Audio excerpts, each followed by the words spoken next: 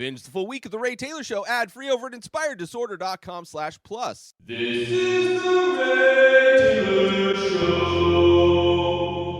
Stree, a movie that I watched and I'm going to talk about. October is upon us. It is just around the corner as this episode comes out tomorrow. And I plan on watching a lot of horror movies in the month of October.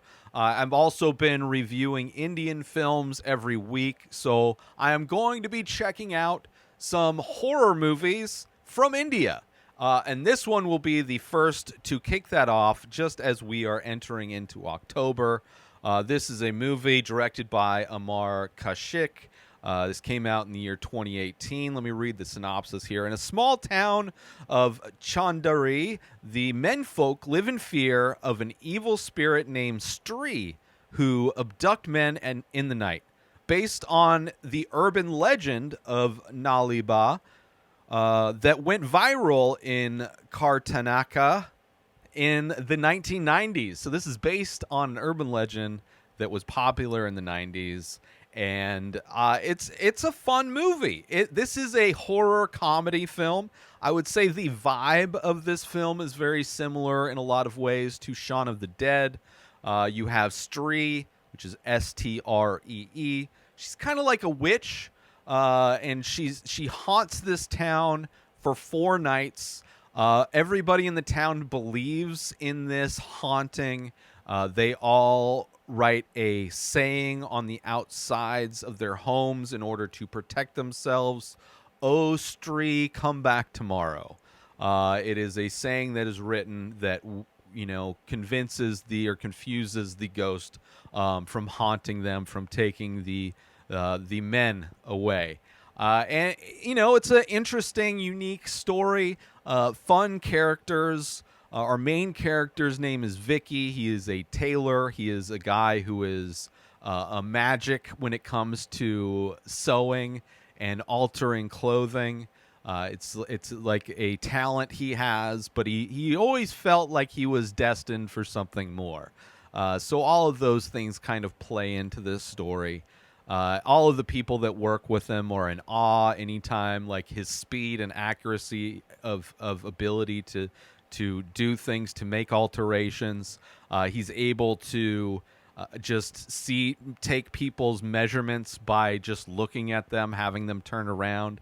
And it's just, everybody's in awe of this guy's ability, but he's just a normal guy trying to have fun. It's him and his 2 friends. And, they're young. They like to go to parties. They like girls. They like doing, he's not all, he doesn't want to become a tailor like his dad. He wants something bigger for his life. And then things start happening, because this is the time in which, like, we see an old man going around painting the saying, the phrase on the outside of buildings. There's 4 nights of festivals. So this movie is kind of split up, showing each of the 4 nights of the events that happen while the town slowly gets invaded by Stree and people start disappearing. There's some fun, awkward moments. There's some creepy moments. There's some funny moments. Overall, I really enjoyed this film. I enjoyed the performances. It's also a movie that clearly sets up for a second film.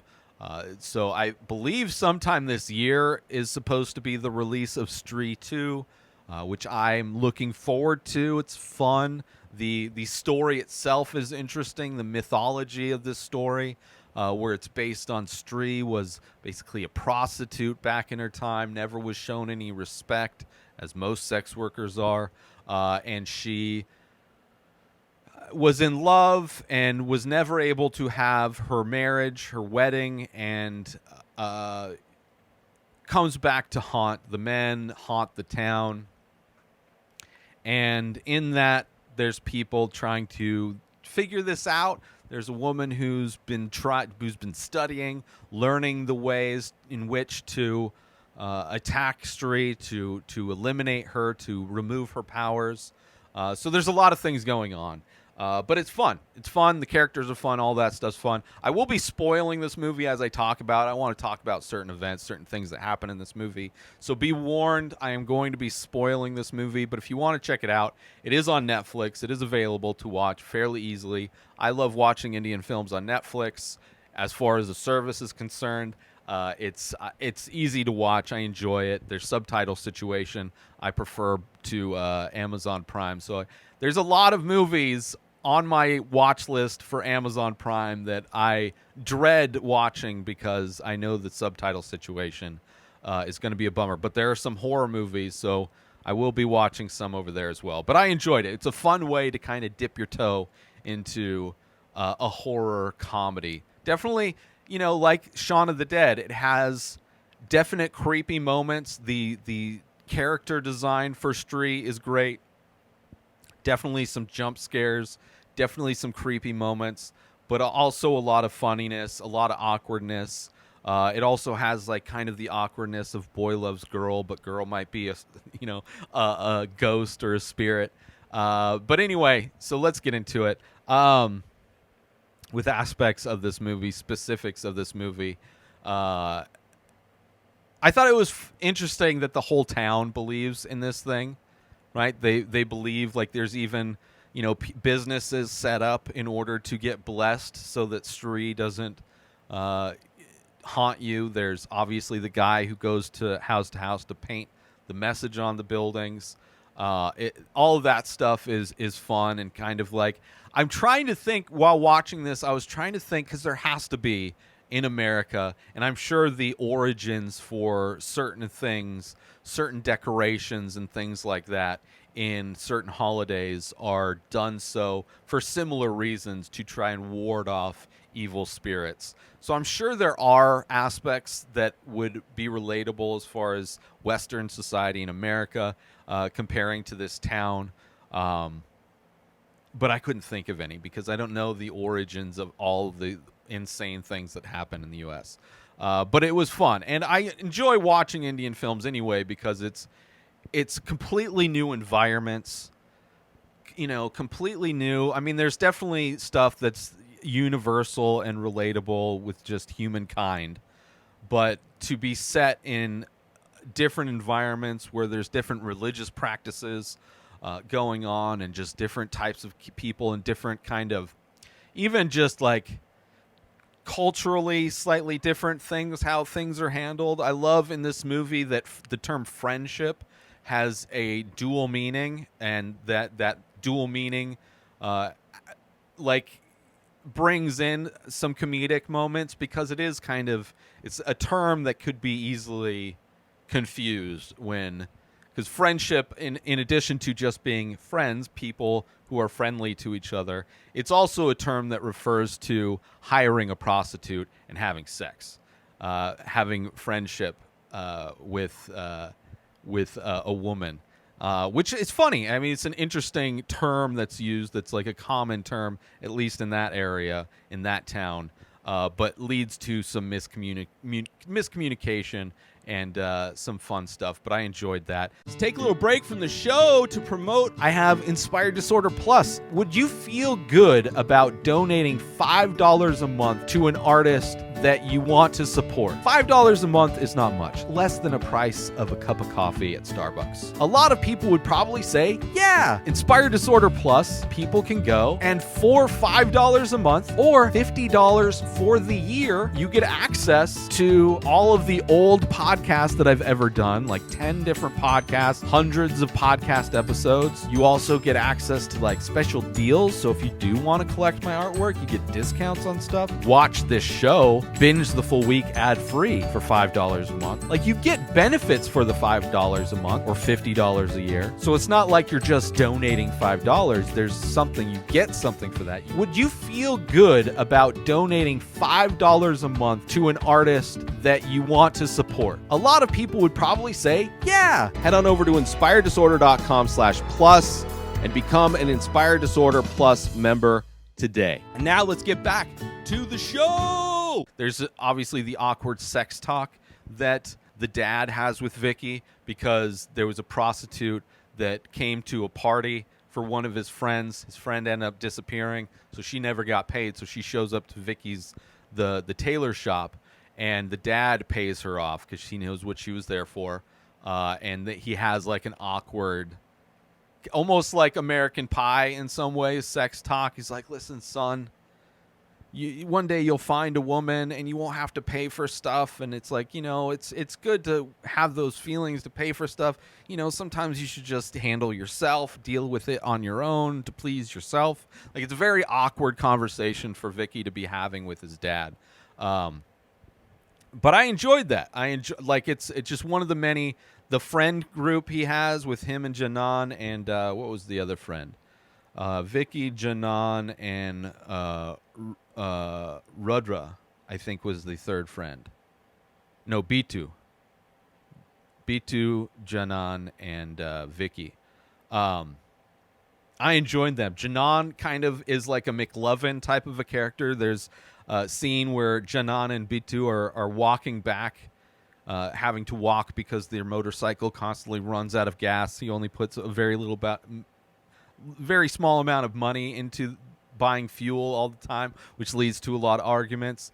But they're walking home. Somebody's already disappeared, and there's certain rules that you have to abide by in order not to get abducted by Stree. And they're both freaked out, and they didn't get all of the rules, which, of course, is a hilarious moment where this guy comes by and he's telling them the rules, but gets interrupted with a phone call before he gives them the final and most important rule. But they're walking home, and it's just Janan getting freaked out of every little thing, and it's hilarious. Like probably my favorite character in this movie is Janan. And then he ends up getting disappeared, but then comes back possessed, which I enjoyed that as well. Kind of an addition to the terrifying nature of it. But I love that as well, that him trying to get home, but getting freaked out. There's a scene where they all go, where they're investigating like this abandoned, I don't know if it's like a abandoned building or like an abandoned village, but they're going there to investigate, to try and track down Stree because they have a plan that they think they're going to be able to do something. And while they're there, they end up splitting up, which is always the worst idea. But it leads to, kind of some terrifying stuff, some funny stuff as well. It's always funny when Vicky is getting scared. He's like crying to his daddy, like, "Daddy, please save me, Daddy." I love that moment as well. But the character design for the witch is like super creepy. It looks like she's almost, even the sound effects before you see her, it sounds like, she's like, she nods her head from side to side. And when she does that, it's like crinkling plastic, right? Like it's, or like, it's something that's very stiff and crackly. And when you look at her, it almost looks like she was burnt. And she like floats and has like a crazy face look. The design was pretty cool. So I love that. And creepy. The way she flies is a lot of fun too. Which there's scenes where you see from her point of view, where the camera's just kind of floating around. But yeah, definitely a good character design as well. The love story between Vicky and the unnamed woman, where for a lot of this movie you think that she is Stree because none of his friends have seen her. He only meets her at certain times, and she gives him like a list in a love letter of like weird things, like basically ingredients for a witch's brew, like the hair of a white cat and the tail of a lizard and like a pint of rum and like all these different ingredients that he needed to get for their first date or whatever. So the movie, in a lot of ways, is trying to make you think that this woman is Stree. And then we find out that she's not. And she's actually somebody that's there because she's been trying to hunt down Stree, which we find out to gain her powers. But she is on the same side as them, so they kind of team up. And there's also another guy who's like done research on Stree and has all these books, but one of his books had pages torn out come to find out, I think, or we're supposed to be led to assume that this unnamed woman was the one that snuck in and stole those pages, and those pages referred to how you could defeat Stree. So those were the ingredients that she had this dude get. So it's like you have the comedic part of misunderstanding who a person is, but also how that can apply to a horror film. I love that as well. The constant stuttering of Vicky whenever he's like confronted with her, because he's so, he's got this amazing talent to like sew, and she wants him to sew a dress for her, to alter a dress for her. But also he's like still like a nervous kind of a guy. I enjoyed their kind of back and forth and that little love story as part of this movie, and how it's her being kind of scary, right? When he finds out that she's potentially Stree, she's potentially the one. And then when you find out that she's not, and it's kind of a turn for her character, is interesting as well. The mythology, the story behind Stree is good. So it's like, it's kind of fleshed out a bit, the backstory of it. The idea of the person that could defeat Stree to protect the city, how that ends up being Vicky, and how like different aspects of his life, and in finding that out, he understands and discovers who his mom was, and understanding that his dad maybe had some friendships that led to some things happening, which I love that aspect as well. Kind of like all of these things that happen in this movie that slowly like kind of change the dynamic between all these different relationships. I enjoy, and having Vicky, somebody who thought he was destined for something more, to have that realize that he is actually, it's bad news in some ways because it reframes who his mom was, but also it kind of justifies the fact that he is like this person that is destined for more in that town. Let's take a little break from the show to promote The Many Faces. That's right, I am also an artist. I do ink paintings on paper of abstract faces. A new face, a new painting gets released every single day over at inspireddisorder.com. So head on over to my website to purchase original artwork directly from the artist. Also, there are prints available for select images. Head on over to inspireddisorder.com, buy original art, buy prints if that's your jam, if you want 8x10 prints on high quality paper. Also, if you're looking to wear some art, there are shirts available with original artwork by myself. Select faces from The Many Faces are also available in t-shirt form. You go to inspireddisorder.com, you buy original artwork, you buy prints, you buy shirts. You're supporting an artist directly. And if you're the type of person that likes to invest in NFTs, there are also NFTs available for select faces. Go to inspireddisorder.com now. And now let's get back to the show. The end a little bit confusing. I actually had to look up the end. So they do the thing, like their plan, they have this plan. Of course, the plan falls apart immediately, which is hilarious, and things don't go well. But the idea is that if he cuts off the braid of the ponytail braid of Stree, that will take away her powers. And he's able to do that, right? And in the last, not the last scene, but close to the last scene, where the unnamed woman is leaving town, right? She succeeded in her mission. Stree is apparently not dead, but they have taken her powers.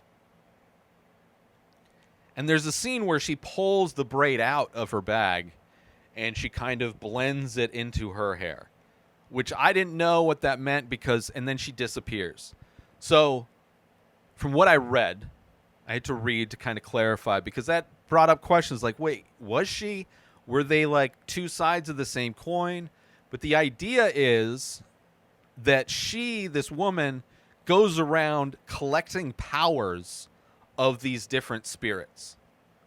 That she's done this before with other spirits, and Stree was just another one of these spirits that she's gone and was able to get her powers in that ponytail, and she absorbed that power, which allows her to disappear. Setting up that character for another movie to probably go and steal powers of another, unless I can't see it being Stree, even though the final scene of this movie is Stree showing up next year, and out front of the town is a statue of Stree honoring Stree, and instead of the saying on the wall being "come back tomorrow," it is "Stree, please protect us." So it's something that they wanted to honor Stree instead. And also, to go back real quick, I really enjoyed when they were breaking down, trying to make their master plan of how to defeat Stree. And they're going over what they've done and what seems to work, having those things written on the wall that tell Stree to come back tomorrow, right? So they break it down perfectly. It's like, well, we know this ghost can read, right? Obviously, she's able to read these things written on the outside of the buildings. Not only is she able to read, but she's able to obey what's written there to come back tomorrow, right? So she can read, she obeys what she's read, but she's stupid because she doesn't understand that message is still there tomorrow, and that it's just for her to, like, tomorrow never comes, right? Because the next day is today, it's not tomorrow. So, and the same message is there, and it's the same reaction to the same message, which I enjoyed that because it logically breaks it down. Like, well, if this was real, then the ghost can read that particular language and will obey. It's like, oh, okay, I guess I got to come back. But also is too dumb to realize the IQ is a little bit lower. So too dumb to realize that same message is there, asking her to do the same thing again, which I appreciated that as well. But that final scene where they're like, she's never been, they discuss, like, this town has always feared her, has always, like, disrespected her from when she was actually alive and a person, because she was a prostitute and, like, all of these things. So for them, when she comes back the next year to haunt this town, there's a statue in her honor asking her to protect the town. So it's a nice conclusion for the town to then have respect for this sex worker, to maybe have her protect the town. Although maybe she grew back the hair, so now she's got powers again. I don't know how that works. I don't know if Stree has the powers anymore, but still alive, still exists. Maybe not alive, but exists, this witch that haunts the town. But obviously, they have a new dynamic with her, which I like that. It's kind of a positive ending. They didn't kill her. They just took her powers. This unnamed woman, still very mysterious, steals these powers. The goofy kids survived. There's a great scene where, like, all of the men who had been stolen, like, by the third night, like, 20 men had been stolen from the town. So, like, it got real. Like, it had just been one dude each night, and then all of a sudden 20 dudes are gone. And there's this great scene where they're all walking back to the town after having gone and kind of split up, and I think they run into her, the unnamed woman, for the first time, and they're all walking back in slow-mo, and it's just a bunch of naked dudes walking in slow motion behind them back to town. Funny. Like, a lot of funny moments. Definitely has Shaun of the Dead vibes. I loved it. I'm excited. I will definitely watch the sequel. It's a fun horror movie. A fun ride. I enjoyed it, and I liked the kind of mythology and everything behind it as well. It was a lot of fun. So check it out. It's on Netflix. Stree. New episodes of The Ray Taylor Show come out every single day. Subscribe on YouTube and everywhere our podcasts are found. Binge the full week over at inspireddisorder.com/plus. Buy Ray Taylor Show merch over at inspireddisorder.com. And follow the show on Instagram at Ray Taylor Show. Have a wonderful day, everybody. Peace out! Today is the day where you wake up and you realize that everything that you've been dreaming about, everything that you've been wanting, every goal and wish and hope that you've ever had can become real. Dreams can come true. What you manifest in your mind, you can bring to reality.